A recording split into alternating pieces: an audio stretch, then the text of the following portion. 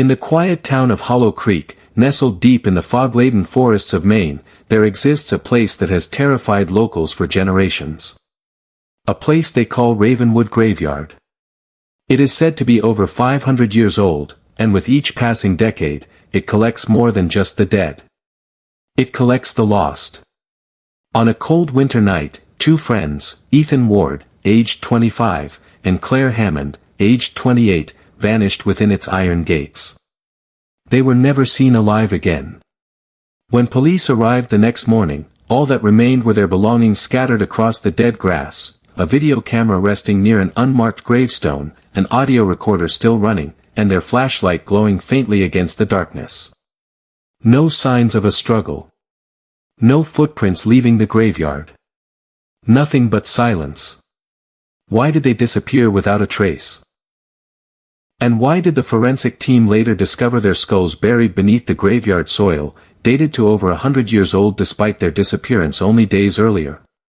If you want to uncover the chilling answers to these questions and join us on a journey through one of the most haunting unsolved mysteries in America, then like this video, subscribe to Unscripted Tales, and help us reach 5,000 likes so we can continue bringing you the darkest stories that should never be forgotten. Ethan and Claire were not thrill seekers. They were best friends who shared a fascination for the strange and unexplained, often chasing urban legends for the sake of adventure. On that fateful evening, they had dinner with a backup couple from the neighboring town of Ashbury, Marcus and Julia, who agreed to keep in contact during the investigation in case anything went wrong. They laughed nervously over their meal, joking about ghost sightings and missing people, but beneath their smiles, there was tension in their voices, as if something about Ravenwood Graveyard carried a weight that none of them could ignore. As the night drew darker, Ethan and Claire drove toward the looming gates of Ravenwood. It was past midnight when they arrived. The air was unnaturally cold. The trees twisted above like skeletal fingers, and fog rolled in heavy waves across the broken tombstones. Their last known message to Marcus and Julia was sent at 12:42 a.m., a simple note saying they were about to begin filming near the oldest section of the graveyard. That was the last anyone ever heard from them. The next morning, Marcus reported them missing. What investigators found deep within the graveyard was far worse than anyone expected. The footage on their camera was disturbing and incomplete, abruptly ending with a figure standing motionless in the darkness just feet behind them. The audio recorder captured whispers no one could explain, and then, silence. To this day, no one knows what truly happened in those hours before dawn. But the answer may lie buried beneath centuries of forgotten history, erased gravestones, and something far older than anyone imagined lurking in Ravenwood Graveyard. They say to understand what happened to Ethan and Claire, you must first understand what Ravenwood Graveyard truly is. The ground they stepped on that night was not just old. It was cursed long before anyone alive today was even born. Ravenwood was established in the late 1600s, during the earliest colonial settlements in Maine. But before it became a burial ground, it was a site of fear. Records show it was once an execution ground where accused witches, criminals, and outcasts were put to death in secret trials. Their bodies were not given proper graves. Instead, they were buried in shallow pits where the soil was said to be black and poisoned by sorrow. By the early 1700s, the area was converted into a graveyard. Yet the rumors never faded. People claimed to see ghostly figures wandering at night, carrying the chains of their unjust deaths. Locals swore that animals refused to cross its borders. And some spoke of nights where voices whispered in the wind, voices that seemed to call out names of the living. Over time, entire sections of the graveyard became abandoned. Stones crumbled, names were erased either by weather or by human hands, and strange symbols appeared carved into the dirt and on old tree trunks. It was as if someone, or something, was trying to hide a secret buried deep within its history. Town records from as far back as 1835 document disappearances near Ravenwood. Farmers passing by at dusk never returned home. Travelers who used the old road vanished without a trace. Even during the 20th century, missing persons reports connected to the graveyard continued to rise. Yet every investigation ended the same way, no answers, no suspects, and no explanation. Claire had once read about these stories in a local archive and told Ethan that many of the gravestones showed signs of deliberate tampering. Dates did not match the period of stone carving, and some markers bore death dates far into the future. This detail fascinated Ethan, and it became one of the reasons they planned their visit.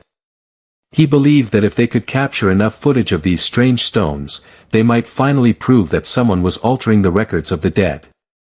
But the most unsettling part of Ravenwood's past was one name that appeared repeatedly in old files. A caretaker from the 1800s known only by his initials, H.W. His full identity was never recorded, but several documents showed he was in charge of maintaining burial records. The files stopped suddenly in 1871, with no trace of what happened to him. It was as if H.W. had vanished just like so many others who crossed those gates. This is what awaited Ethan and Claire when they entered Ravenwood that night. Centuries of fear. Erased history. And something that refused to stay buried. What they found carved into the first gravestone they filmed would only deepen the mystery and pull them further into the darkness of Ravenwood. Ethan and Claire knew the history of Ravenwood was dark, but they believed they were prepared. They believed that with the right plan, they could uncover the truth hidden for centuries. But their plan would become the very chain that led them into the graveyard and never let them leave. They began their night in a small diner just outside Hollow Creek. It was quiet except for the hum of old neon lights and the sound of distant traffic on empty roads. Marcus and Julia, their friends from Ashbury, joined them at the corner booth. The mood was uneasy. They laughed to hide it, but their eyes told a different story. Claire spread out a notebook on the table.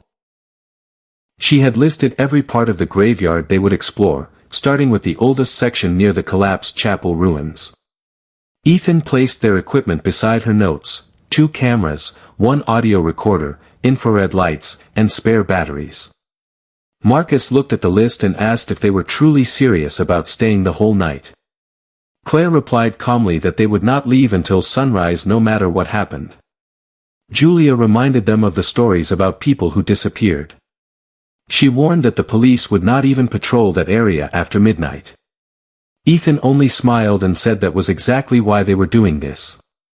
He wanted answers that no one else dared to find. Before leaving the diner, they made a promise. Marcus and Julia would stay in Ashbury with their phones on, ready to answer any call from Ethan and Claire. If they heard nothing by morning, they would contact the authorities. Ethan shook Marcus's hand firmly and told him that this was the safest way.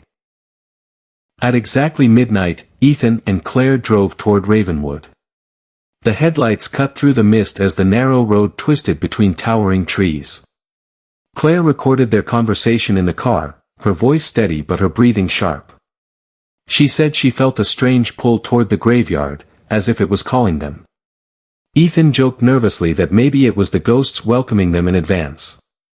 When the gates of Ravenwood appeared, rusted and heavy with age, they stopped the car. Ethan switched on his camera. The red light blinked, capturing their first step into the graveyard. Claire whispered that the air felt colder than it had moments before. Her words trembled slightly as she looked past the gates. Their investigation had officially begun, and from that point forward, there would be no turning back. The first thing they saw past those gates was something that made Claire stop walking completely, her eyes fixed on a single gravestone at the far corner of the graveyard. Claire froze as her flashlight beam landed on a gravestone leaning slightly to one side, cracked with age and covered in moss. It was the one she had seen from the gate. Its surface was badly worn, almost erased by time, but there was something unsettling about it that pulled her closer without hesitation. Ethan followed, his camera recording every step, the sound of their boots crunching over the damp gravel echoing louder than it should have in the dead silence of Ravenwood. The iron gates creaked shut behind them with a deep metallic groan. Ethan stopped and turned quickly, shining his light back at the gate. It was still closed, but it felt heavier now, almost as though the night itself had sealed them inside. Claire whispered that they should keep moving. Her voice carried a nervous edge, the kind of fear people do not want to admit out loud. They moved deeper in. Fog clung low to the ground, swirling around their ankles as if alive. Gravestones tilted like crooked teeth in the moonlight.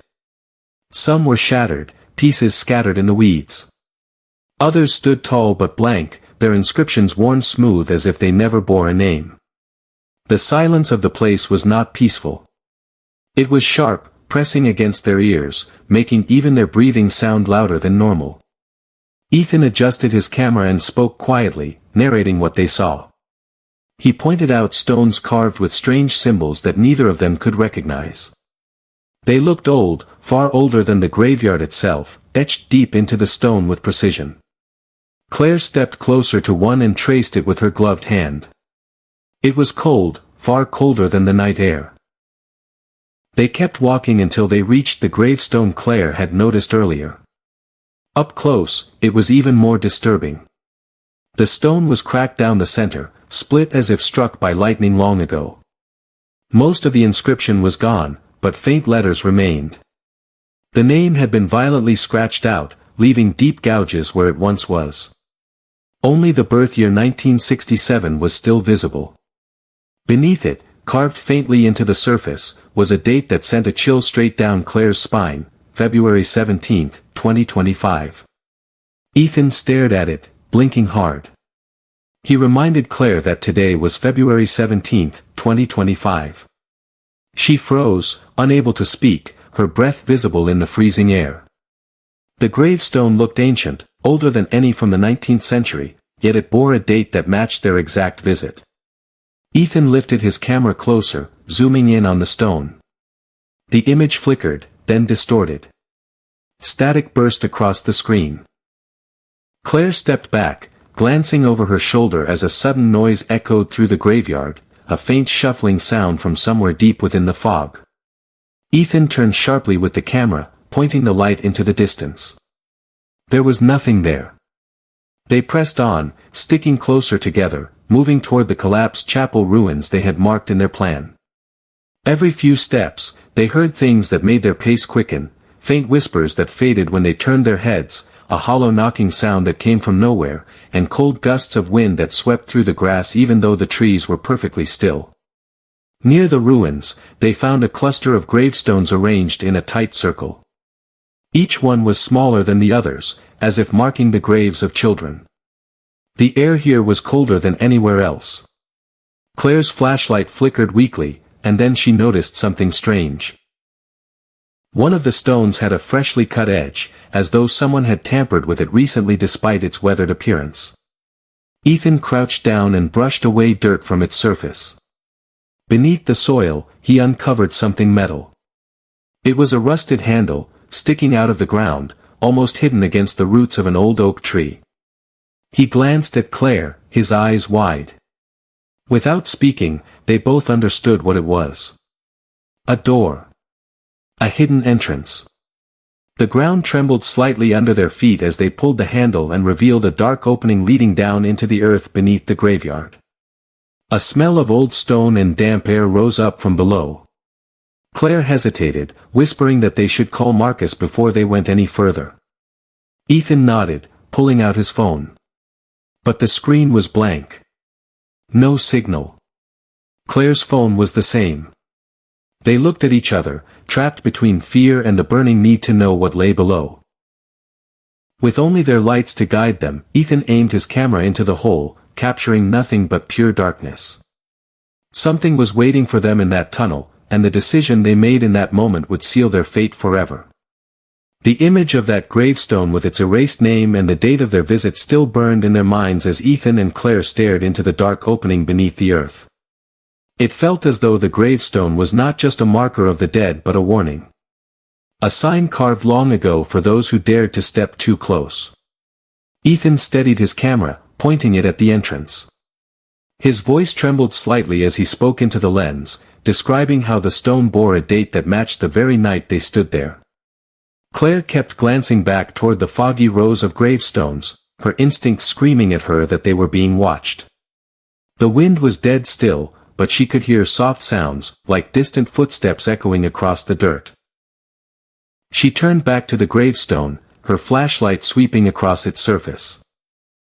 The cracks in the stone looked unnatural now, as if they were not caused by time but by hands that had tried to destroy it.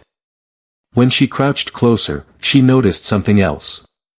At the base of the stone, half buried in the earth, was a thin strip of old paper, yellowed and brittle. Claire carefully pulled it out and unfolded it. Written in faded ink were only 2 words, "Do not." The rest of the paper was torn away, its message incomplete. Ethan filmed it, then turned toward the open tunnel. His voice was low but determined as he said they had to keep going. Claire hesitated, gripping the paper tightly. She stared back at the gravestone one last time.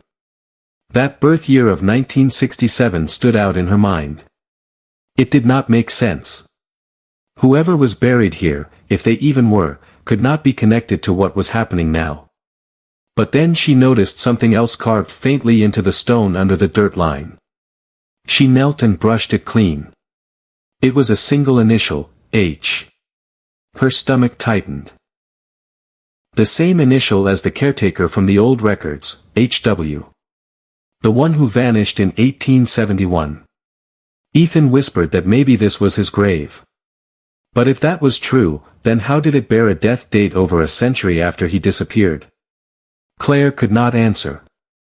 Her breath came out in sharp clouds in the freezing air as she stared into the black mouth of the tunnel below. Ethan switched his camera to night vision and held it over the entrance. The green glow illuminated a stone staircase descending into the ground, narrow and wet from dripping water. At the bottom, the tunnel split into darkness on both sides. A chill rose up from below, colder than the night above. Claire's voice shook as she said they needed proof, not foolish bravery. Ethan nodded but stepped closer anyway. His need to understand outweighed his fear. He began filming every inch of the staircase as he lowered himself down, one cautious step at a time. Claire followed reluctantly, the beam of her flashlight trembling in her hand. The sound changed as they descended. Above ground, it had been silent, but here, faint noises traveled through the stone. A slow, steady dripping of water. A distant creak, like wood shifting somewhere far off. And then, for the briefest moment, what sounded like a voice. It was soft and broken, as if someone whispered through the cracks in the walls. Claire froze, her foot hovering mid-step. Ethan whispered that he heard it too. The audio recorder in his pocket caught it clearly, 2 faint syllables that neither of them could understand. They stood frozen, hearts pounding in the dark, staring into a place that seemed untouched by time. At the bottom of the stairs, they reached a narrow passage. The walls were lined with old stone, slick with dampness and age. Etched into the stones were more symbols like the ones on the gravestones above, sharp and deliberate, glowing faintly in the pale green light of the camera. Then Claire's light passed over something that made her heart stop. On the wall, scratched deep into the stone, were words. They were carved so violently that the edges of the letters looked jagged and raw. It read, "Names are erased for those who walk too far." She stared at it, trembling. Ethan turned the camera toward her. His face was pale, his eyes wide. The tunnel ahead stretched into darkness, and somewhere deep in that black void, a faint thud echoed as if something heavy had moved. They exchanged a glance. Neither spoke. They stepped forward into the unknown. The sound of that distant thud still echoed behind them as Ethan and Claire stepped deeper into the narrow tunnel.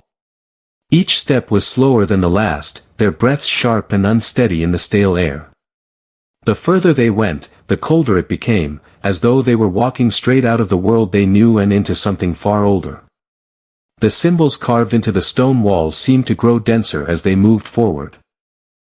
Some were so deep they looked fresh, as if someone had carved them not long ago. Their flashlights shook in their hands, the beams slicing through the blackness only to reveal more empty darkness ahead. After several minutes of cautious steps, they noticed a faint glow flickering at the end of the passage. It was not bright, but it was steady enough to look unnatural in a place buried so deep.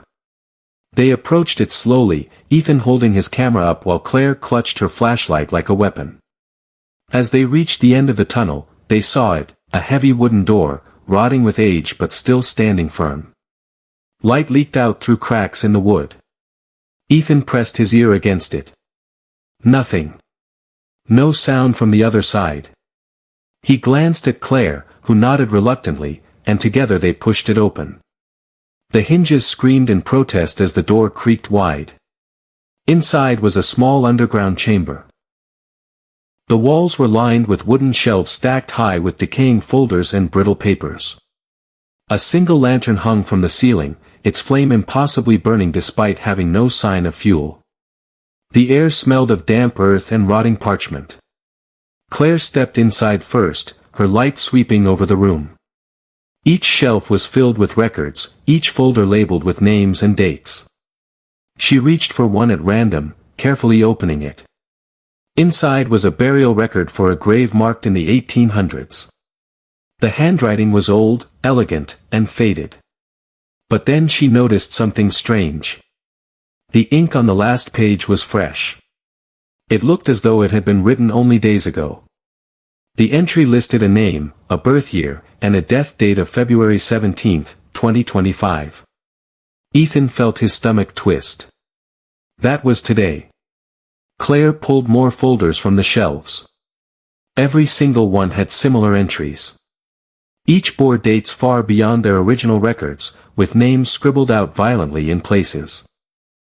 At the back of the room was a large book on a pedestal, its pages yellowed but intact. The cover bore no title, just the faint initials HW. She opened it slowly.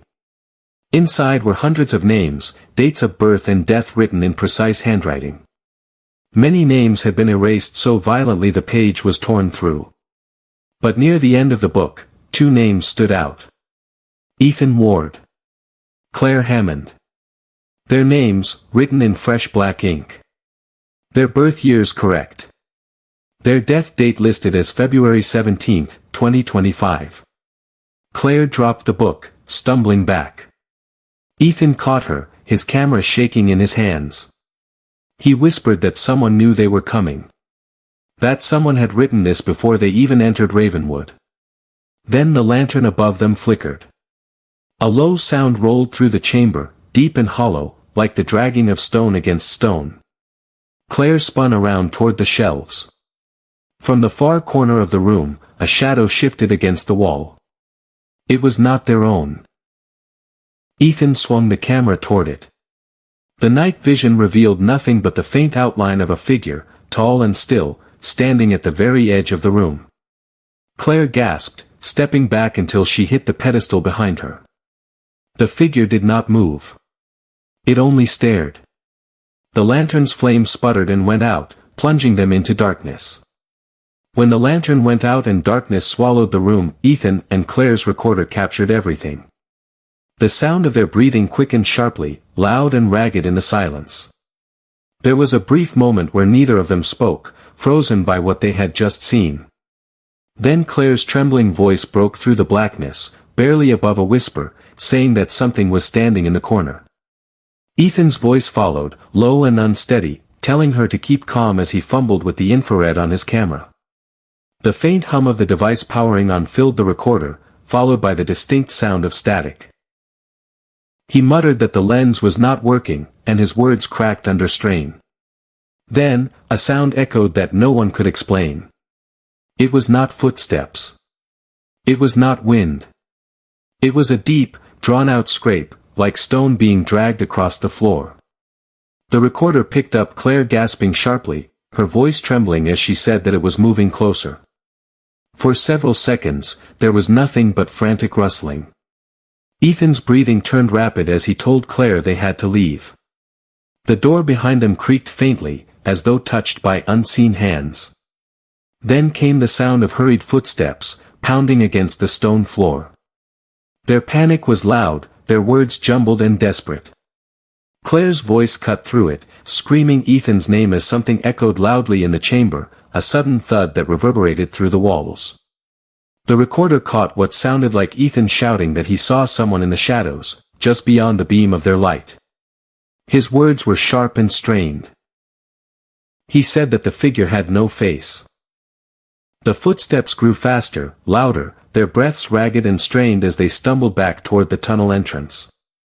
The sound of metal clattering rang out as their camera hit the ground, still recording faint static. Claire cried out again, her voice shaking with fear, as she said it was following them. Then, something else entered the recording. A whisper. Faint, broken, almost human but twisted in a way that made it unrecognizable. The voice seemed to stretch unnaturally, drawn out in a tone that froze the air around it. The whisper spoke 3 words, quiet and haunting. Ethan and Claire's voices overlapped in confusion and terror. They shouted over each other, trying to climb the stairs, but the audio grew chaotic. The whisper repeated itself, closer now, almost directly into the microphone. Then, abruptly, the recording stopped. The camera was later found near the base of those stairs, lying in the dirt beside the pedestal book. The last frame of video showed nothing but the edge of the tunnel, blurred by sudden motion. Investigators said it was as if Ethan had dropped it mid-run. If you are listening to this and have not yet liked this video or subscribed to Unscripted Tales, do it now because what comes next will only grow stranger and darker. The most chilling part of this story is still ahead. Days after Ethan and Claire vanished, the forensic team entered Ravenwood Graveyard to search for answers. Their first steps echoed in the same silence that had swallowed the 2 friends. The team moved carefully, their flashlights cutting through the thick fog that clung to the ground. The graveyard looked untouched, as if no one had been there in years, yet their equipment soon revealed what was hidden. Near the entrance to the old chapel ruins, they discovered the first piece of evidence. Ethan's camera lay on the ground, half buried in damp soil. Its casing was cracked, its lens shattered, but when they powered it on, it still held footage. The screen flickered to life, and the last recording showed brief flashes of their frantic escape, distorted by static. The final image before it cut to black was chilling, a tall, shadow-like figure standing in the distance, unmoving, its outline blurred and unnatural. Beside the camera was Claire's audio recorder. The forensic team replayed it on site, their expressions tightening as they heard the whispers and panicked voices. The sound of scraping stone echoed from the speaker, making one of the officers step back instinctively. The whispering voice was faint but undeniable, and it chilled everyone who heard it. Deeper into the graveyard, they followed the tracks toward the tunnel entrance that Ethan and Claire had found. The metal handle was still visible, half hidden beneath twisted roots. The door was open, as though waiting. When they descended into the darkness, their flashlights revealed the underground chamber exactly as described in the recovered footage. The shelves of decaying records were untouched, the pedestal book still open to the page where Ethan and Claire's names were written. One investigator lifted the book carefully, turning the pages. More names filled it, some ancient and faded, others fresh and disturbingly recent. A few names were scratched out so violently that the paper was torn clean through. At the back of the room, in the dust on the stone floor, they saw footprints. 2 pairs, side by side. They led to the shelves, circled the room once, and stopped abruptly in front of the pedestal. There were no prints leading back out. Then, one officer noticed something that made his voice catch. Near the entrance of the tunnel, wedged between 2 stones, was a piece of torn fabric. It matched the jacket Claire was last seen wearing in photos taken before their visit. The team pushed deeper into the tunnels beyond the chamber, their boots echoing on wet stone. The air grew heavier, colder, and smelled faintly of soil and decay. As they reached a narrow corridor branching off the main tunnel, one of the officers spotted something in the dirt. A fragment of bone. They followed the trail further until their lights revealed something half buried near the wall. It was a human skull. Moments later, another was found nearby. Both were carefully collected, their surfaces aged and discolored as if they had been there for decades. Yet DNA analysis later confirmed the unthinkable: these skulls belonged to Ethan and Claire. The discovery left investigators speechless. They had vanished only days earlier, yet their remains appeared ancient, as though they had died over a century ago. When the DNA results confirmed that the skulls found in the tunnel belonged to Ethan Ward and Claire Hammond, it left investigators stunned. The report stated that both skulls showed signs of extreme aging, as if they had been buried for more than 100 years. Yet these two friends had vanished only a few days earlier. It was impossible by any natural explanation. The forensic team examined every detail of the remains. There were no signs of injury, no fractures, and no marks to indicate how they died. But what unsettled the experts most was the texture of the bone. It was brittle, porous, and unnaturally discolored, resembling the remains of someone long dead rather than two young adults who disappeared less than a week before. Inside the tunnel, investigators searched again, measuring its depth and mapping its paths. They found old tools rusted beyond recognition, scraps of fabric that crumbled at the slightest touch, and faded lanterns that looked like they belonged to another century. But none of these objects explained how two modern visitors could become relics of the past within days. A specialist in historical forensics was brought in to study the skulls further. He confirmed what others feared to believe: the chemical composition of the bones suggested exposure to centuries of soil, not mere days underground. He compared it to remains found in colonial burial grounds, stating it was as though Ethan and Claire had been transported back in time, buried, and then exhumed after decades. As this theory spread quietly among the team, investigators returned to the graveyard to study the pedestal book once more. They found that the names of Ethan Ward and Claire Hammond were no longer visible on its pages. They had been violently scratched out, leaving only deep gouges in the paper. It was as if they had been erased entirely from the records of the dead. One of the officers, while reviewing the shelves of burial files, noticed another strange pattern. Several of the erased names matched old unsolved missing persons cases tied to Ravenwood. Each one followed the same pattern. A person entered the graveyard, vanished, and was later discovered as aged remains inconsistent with the timeline of their disappearance.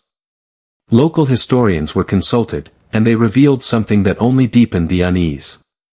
Stories passed down for generations spoke of Ravenwood as a place where time itself fractured. People claimed that those who entered at the wrong hour became trapped between the living and the dead, swallowed by whatever force haunted those grounds. Some said the erased gravestones belonged to those who had been claimed by the graveyard, their names deliberately removed to hide their fate.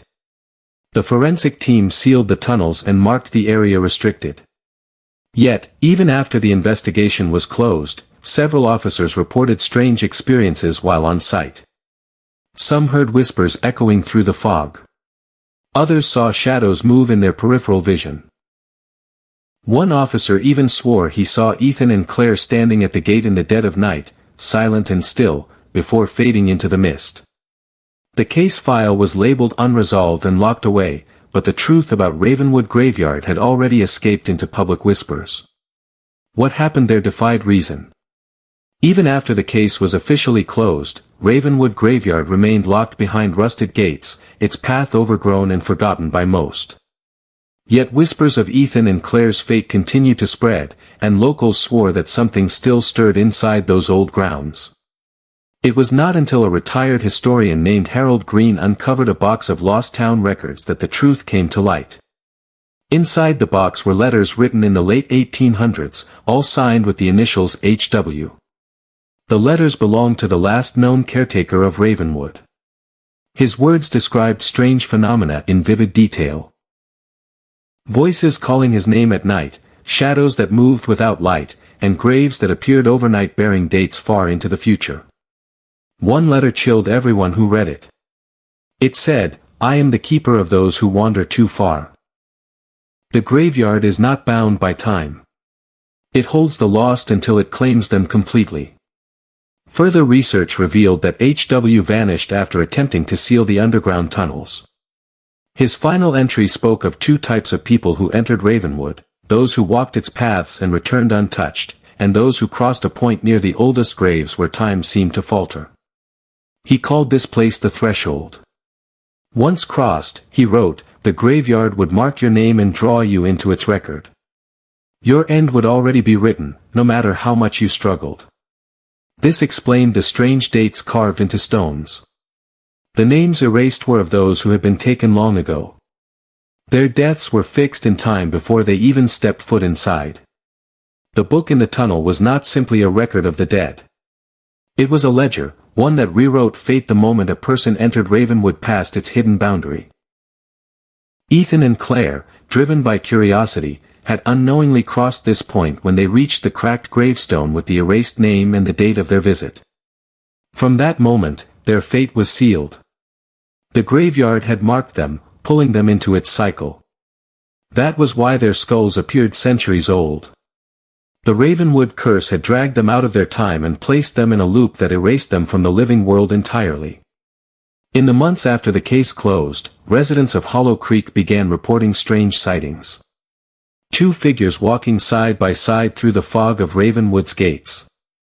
A man and a woman, silent, their faces pale and distant, holding hands. Some claimed that if you stood quietly at the entrance on a cold night, you could hear faint voices carried on the wind.